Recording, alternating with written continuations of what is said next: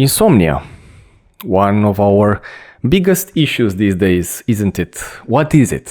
Where does it come from? Can it be handled, tackled, healed with Reiki or other spiritual practices? Let's find out. Hi, I'm Vlad from ReikiScoop.com, and today we're going to talk about insomnia and if it can be tackled or healed or approached in any way with Reiki or perhaps even other spiritual practices. So before continuing, consider giving a thumbs up, subscribing and sharing so that other Reiki enthusiasts such as yourself can find content such as this. Now, with that being said, let's move on. So, insomnia. What is it?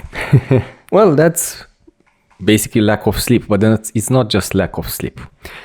It's a pattern that emerges almost every day, every night, and renders us unable to basically relax and empty the mind so that it can enter the alpha state, and then it can enter the theta state, and then it can go to the delta state, which is the deep sleep.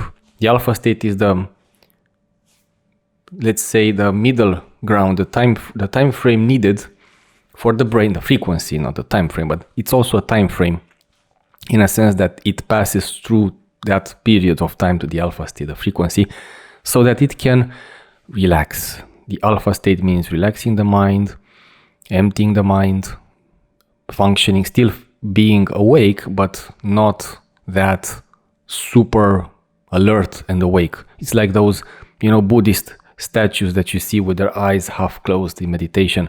That's the alpha state, which is a little bit towards the theta state, theta frequency stage.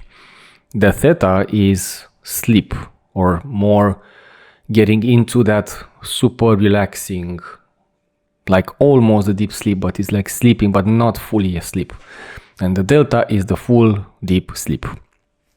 Those are brain frequencies which are scientifically proven, and there's no need for mentioning them into an esoteric or paranormal activity-wise subject. So those things exist, and basically it's no need to mention their origins because that's how the brain functions.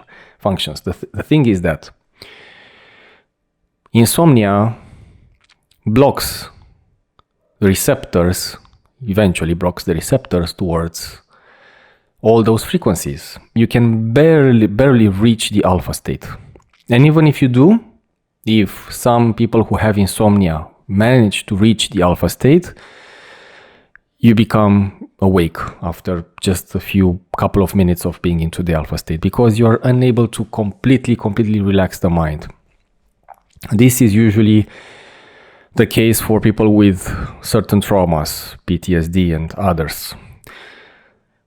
So insomnia is quite an imbalance, and its origins are, again, as I said, into traumas, but not all the people who have insomnia suffered traumas.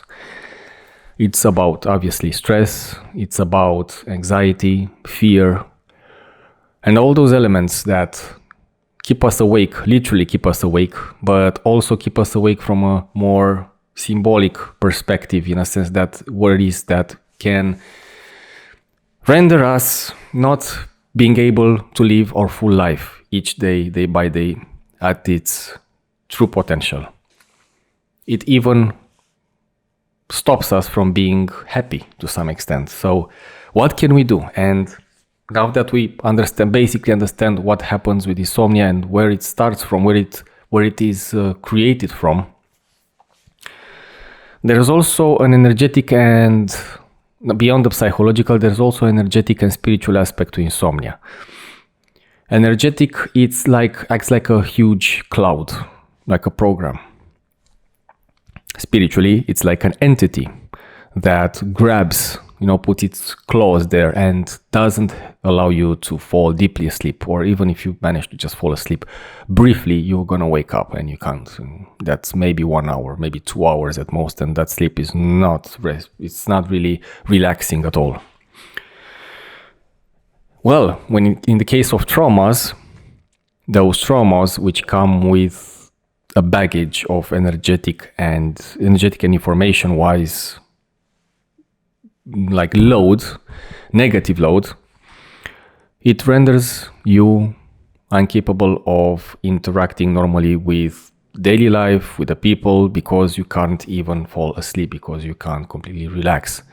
So that's a huge package of information and energy that you need to deal with because of the traumas. In case you don't have specific traumas, it's still something going on there. It's still something in your mind that was so bothering at one point in life, or something that's really not in tune with your perception and with your current life that you wish to change.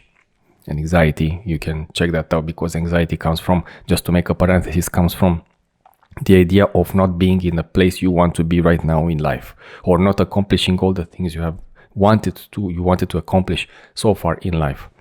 So you have to deal with that cloud of energy and information, and also with an entity. And no, that entity is not gonna go just by burning some frankincense. It helps, but it's not that kind of entity. So what can you do? Well, the Reiki self-treatment helps. Sometimes even that is not completely enough, because you need to practice a lot for that. Not only that, first of all, for the trauma to be dissolved into pure light, the energy and information of that sits behind the trauma to be healed, so that you can start like tapping into the idea of having a good night's sleep. So first is the trauma. If there's no trauma that you remember and you just find yourself having insomnia, there's still something going on, as I said, within the subconscious. Now, each one has their own imbalances and problems that they have to deal with, so it may be different. I had a bit of insomnia, but not in that way. It was because of my worries and stress and anxiety, and I know how it is. I didn't have a trauma. I had these things, which are not exactly trauma, but they are worries, and they are problems that sometimes are generated from your mind. I mean, from self-sabotage, that's what I'm trying to say. So I was self-sabotaging. I was sabotaging myself. And that's why I was not able to sleep sometimes. And sometimes it happens as well. And the more you think about them, and the more you worry, and oh my God, what I'm going to do tomorrow, what's going to happen, how do I handle this? Yeah, you're not going to be able to have a good rest. Even if you sleep, it's still going to be a bit complicated during that sleep. That's not entirely insomnia, but it's close to it. So my point is that using Reiki, the Reiki self-treatment helps, but you need to practice quite a lot. Another way is to use the Reiki symbols wisely in this case. So what you can do is, first of all, if it's trauma, you send energy, universal life force energy to that trauma. You can do it on a daily basis. You can do it every other day, 10-15 minutes. Don't send at once 2 hours or 1 hour. Usually it's better for past elements to send universal life force energy in a more gradual and disciplined manner, so that it has time to heal. And you can check out my distance healing videos, which I talk about how to use Honsha Shonen, the distance healing symbol, how to combine it with other symbols, and how to send distance healing towards the different situations, including the past, because traumas are in the past. So my point is, send universal energy to the trauma in case there's a trauma, but do it in a smart way. Every other day, 10-15 minutes. Don't do it each day for half an hour. It doesn't have time to heal. The past already happened, so it needs time to heal. The future has not yet crystallized, so it's a different story. Before we continue, I want to drop a quick reminder for those of you overwhelmed by scattered information about Reiki symbols. I remember jumping from books to forums, from old PDFs to blog posts, trying to piece together what each symbol meant and how to actually use it in a session. It felt more like chasing answers than deepening my practice. Eventually, I realized I need everything in one clear and practical place. That's how the Ultimate Reiki Symbols Guide came to life. I organized the most common 65 Reiki symbols into a single ready-to-use resource. You have their attributes and uses in one place, so you can guide your sessions seamlessly without second-guessing. It's still the guide I return to when I need insights, inspiration, and the optimum Reiki symbol for a certain situation. If you're tired of digging and want to spread more time practicing and less time searching, grab the digital copy on ReikiScoop or the physical book on Amazon. Now, let's return to the video. Now, in case there is no trauma, And you're still dealing with that cloud. You're still dealing with that energy and information, which is of negative vibration, not only low vibration, negative vibration.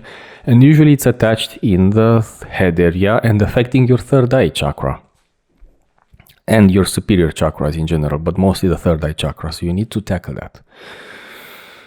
You do that by sending universal energy, and you do that by activating your palms with Chokurei Seiheki Honsha Shonen, and you start sending universal life force energy to that respective cloud with the intention of dissolving all the negative energy and information so that you can become free and relaxed and able to sleep. You can also do this same procedure for the entity that comes with insomnia, and you send energy to it until it goes away. And you need to repeat this. Now, you don't need to stress and stay 10 hours on doing only this. Do it 20 minutes, 15 minutes each day if you have the time. And ideally, you should combine this with a Reiki self-treatment, at least a short one, a couple of minutes for each hand position, so that you can have a higher potential on actually helping you to have a good night's sleep and to have a good sleep in general. Doesn't have to be at night. So the idea is that you have to deal with three elements: self-sabotage, unless there's a trauma, and it's also kind of self-sabotage if you don't handle it, if you don't try to treat it in some way. The Reiki is just one way. Obviously, there are many ways. So it's the self-sabotage, it's the cloud that counts, the negative energy, information, and the entity. When you send universal energy to the cloud, you can also condition it in having the intention to be more specific, so that energy, that universal energy also goes to the entity, so that it leaves you, departs from you, like goes away from you, takes its clothes off. And you can stay a bit more in this case.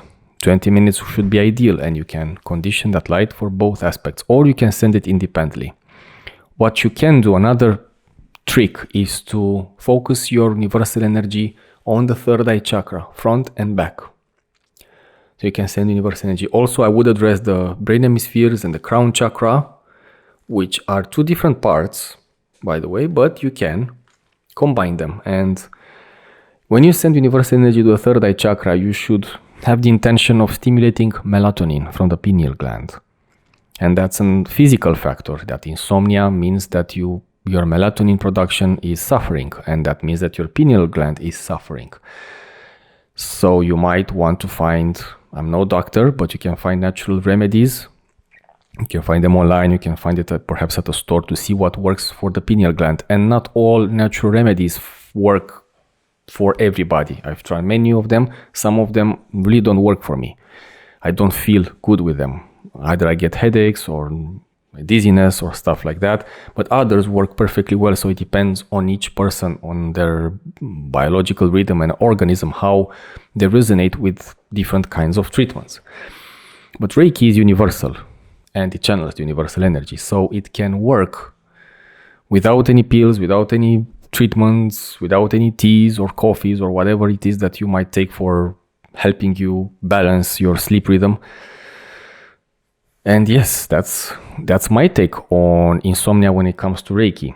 Now, regarding other practices, obviously meditation, guided meditations are good, especially those that guide you to sleep. There are quite a few on YouTube. I usually, when I have some problem sleeping, I use the audio songs that have audio songs that have the 4.3 Hertz delta frequency for deep sleep, or the theta frequency 5.6, something like that. There are a few frequencies for each. You can search online to see which one it is. I don't know them by heart, but I know that delta goes up as low as 2.5 or 2.3 if I'm not mistaken. Anyways, the point is that you can find music that taps into those frequencies, and it can help you sleep a bit more. If it's a chronic insomnia, I'm not sure how that will help, but you can try it out for starters. Otherwise, if it helps you sleep, then that's good. You don't have to be dependent on that. But if you combine the elements I just presented alongside this kind of music, which again, I used quite a few times and it helped me. I'm not placing a commercial for anybody. I don't have a specific channel that I recommend. I just search for it. And you can find on the internet, I think, a lot of this kind of, you can even download them some for free, some of them. You can use them for your phone and you can place them for sleep. Now, the thing is that this is not the only element that you should focus on the insomnia itself. Perhaps you should focus also on the root cause of why insomnia appeared in the first place. And that's what I said about traumas. If it's not a trauma, and if it's like I had, different issues, imbalances, problems, worries, stress, anxiety, take each one as much as you can. Take some time for yourself. Meditate on them. Send universal energy, or at least think about how they affect or actually don't affect, and see if you can do something about them, at least a little bit. If you cannot do absolutely anything about them, then, well, why worry? You worry about the consequences, obviously, I know, but you can't worry if there's absolutely nothing you can do about it, and I doubt that's the case. But if that's the case, then worrying seems useless, doesn't it? If you can do something about it and you are creating a plan on doing something about it, then again, worrying, of course, you can worry about the outcome. But if you have a clear path towards fixing that, whatever it is that keeps you awake at night, why stress at all again, right? Easier said than done. I know first place how that feels. So, but it's my responsibility to also mention these elements. So the root cause, I think, is more important most of the times than using those elements. Not that those elements don't work. And if they work for you, then that's perfect. Also, keep in mind that you need to search when you have time for the root cause, because those things are going to arrive sooner or later to the surface because you haven't dealt with them. So unless there's a big trauma, in which, again, there are many ways of tackling. Reiki is just one of them. There is psychology, parapsychology. There's many ways of dealing with it. There is theta healing, there's meditation, there's qigong, meditations from qigong, there's tai chi, there's sports, there's a lot of elements that you can work with for tackling certain traumas. Depends on the trauma, obviously. And I'm not here to enumerate or to talk specifically about the traumas. I'm here just to talk about insomnia. So that's one of the reasons. But if there's none, it's easier to find the root cause. Now, even if there's trauma, you shouldn't blame all those things on the trauma, because you have to see why it happened. Is there a karmic reason? And if there is no karmic reason, usually there is, then what can I do about it? Still, I have to do something about it. But don't place all the blame on that trauma, because sometimes that trauma is the one that triggers those elements that keep you awake at night. That's the paradox. So it's like like a chain that gets together, so they are connected. So see what actually keeps you awake at night, and try to tackle that, try to work with it. And you can send universal energy to almost any element that bothers you, or you believe it's in imbalance with your lifestyle, anything that you think that needs improvement. I did that for some of them, but for the others, I just did what I mentioned. I just stood with myself, meditated, and see what was bothering me and what can I do about it. And step by step, I got to the root cause of all of them. That doesn't mean that I'm completely immune now to, not having a good night's sleep. That doesn't mean that. But at least I know, and I'm more safe within my mind, with my conscious and subconscious mind. I know what I'm going to do, and I know I'm safe, I'm secured with that, so I can handle that tomorrow. I can handle that now even, or a bit later. So that's the point of tackling with the root cause. Being secured and feeling safe emotionally with yourself. And even if others are there to help you, don't rely only on them, rely on yourself as well. See what you can do about it. And of course, that's the more people are helping you, the better, obviously. I'm just saying, be also you the one that does something about it. I hope that makes sense. It's quite a controversial and complicated subject, but also it has its simplicity. Basically, you're dealing with a few elements that eventually lead you to the root cause. And the root cause is the most important part. Not the entity, not so much the cloud. Of course, you should tackle those, but you have to see why these happened in the first place, what triggered them. Anyways, consider the thumbs up, the sharing and subscribing so that other Reiki enthusiasts can find videos such as this one. That's all I have for today. Thank you so much for staying until the end, and blessings. I'll see you in the next video. Before you go, there's one last thing I want to share to support your Reiki journey. If you're struggling to find consistency in your Reiki practice, but the lack of guidance and support makes your mind drift, this message is for you. Without a clear rhythm, Reiki becomes something you want to do, but never follow through. Even a simple structure can lay the foundation for a healthy rhythm, take the pressure off, and allow the universal energy to flow freely. That's why I created the 21 Reiki Challenge, a free program where we get to practice Reiki together for 21 days. Over 2,000 Reiki enthusiasts took on the challenge to rebuild their habit and reconnect with universal life force energy. If you're ready to approach Reiki with intention and structure, click the link in the description below, sign up, and let's practice Reiki together. Join the 21 Reiki Challenge to seamlessly integrate Reiki into your daily life.